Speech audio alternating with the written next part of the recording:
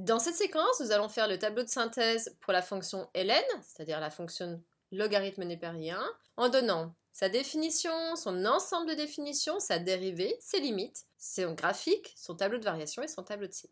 Donc faites une pause sur la vidéo, essayez de chercher tout seul, voyez si vous connaissez bien votre cours et venez voir si vous avez juste. Déjà, au niveau de la définition, la fonction ln, elle est définie par ln de x. Première chose. Son ensemble de définitions est très particulier puisque la fonction ln ne s'applique que sur des nombres qui vont être strictement positifs, c'est-à-dire 0 exclu plus l'infini. Ça, c'est une condition, attention, attention, par rapport à 0. 0 est interdit, je n'ai pas le droit de faire ln de 0 ni de nombre négatif, donc on dira que 0, c'est une valeur interdite.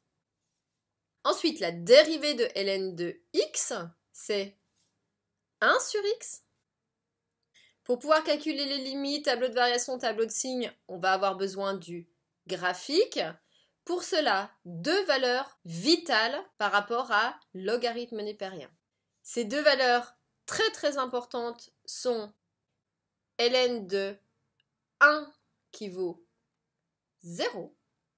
Et deuxième valeur vitale, c'est ln de e, c'est-à-dire exponentielle de 1, qui vaut 1. Ça, ce sont des éléments dont on va avoir besoin lorsqu'on va faire du calcul, et en particulier ici pour placer. Si on dit que ln de 1, c'est 0, ça veut dire que lorsque x égale 1, y vaut 0. Donc j'ai le point ici, la courbe va passer par ce point-là. Deuxième chose, j'ai ln de e qui vaut 1, donc e, c'est à peu près 2,78 ici, je suis au niveau de 1, donc ici c'est de l'approximatif, j'ai au moins 2 points. Après, en fait, il faut utiliser un tableau de valeurs ou utiliser un tableau Excel pour trouver toutes les autres valeurs et obtenir une jolie courbe. Et voici la courbe que nous allons avoir. Donc voici la courbe de ln avec ces deux éléments de base très très importants. Ln de 1 qui vaut 0, ln de e qui est placé ici qui vaut 1. Ce sera notre base dans les calculs. Si on va voir les limites, donc limite lorsque x tend vers plus l'infini, donc plus l'infini c'est vers la droite, ici c'est lorsque x tend vers les nombres très très grands positifs, à ce moment-là, son y il va avoir tendance à monter.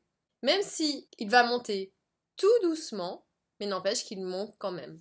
Donc on dira que la limite de f de x lorsque x tend vers plus l'infini, c'est plus l'infini. Ensuite, limite lorsque x tend vers 0 plus, alors ceci c'est obligatoire parce que je vous ai dit l'ensemble de définitions c'est 0 exclu et que ln s'applique que sur des éléments positifs, donc je ne pourrais avoir qu'une limite en 0 plus. Donc j'arrive à droite de 0 ici, ça c'est 0 plus, et bien dans ces cas-là, le y il va avoir tendance à descendre ici. Donc c'est-à-dire se diriger vers moins l'infini. Donc on dira que limite de f de x lorsque x tend vers 0 plus ou lorsque x tend vers 0, x strictement plus grand que 0, ce sera moins l'infini. Si on regarde le tableau de variation, tout de suite on écrit les bornes de l'ensemble de définitions dans le tableau, donc c'est 0 plus l'infini, sachant qu'en 0 j'ai une valeur interdite. C'est strictement plus grand que 0, donc on met les doubles barres. Ensuite on lit de la gauche vers la droite, donc ça veut dire que sur mon dessin, si je mets un petit vélo en lisant de la gauche vers la droite, donc il va être obligé de monter en continuant ainsi, donc ça veut dire que la courbe elle est strictement croissante. Si je reporte les limites, limite lorsque x tend vers plus l'infini c'est plus l'infini, donc ici je mets plus l'infini, et limite lorsque x tend vers 0 plus, donc je suis à droite de 0, donc dans mon tableau c'est ici, ce sera moins l'infini. Le tableau de variation est cohérent, je suis croissant de moins l'infini vers plus l'infini. Dernier élément, le tableau de signes, toujours aux bornes de l'ensemble de définition, donc toujours sur 0 plus l'infini, 0 exclu, j'ai ma valeur interdite. Donc déjà première chose, est-ce que la courbe coupe l'axe des abscisses? Oui. Elle coupe l'axe des abscisses. Ici, en 1, je sais que ln de 1, ça vaut 0. Donc ça, c'est quelque chose à la retenir.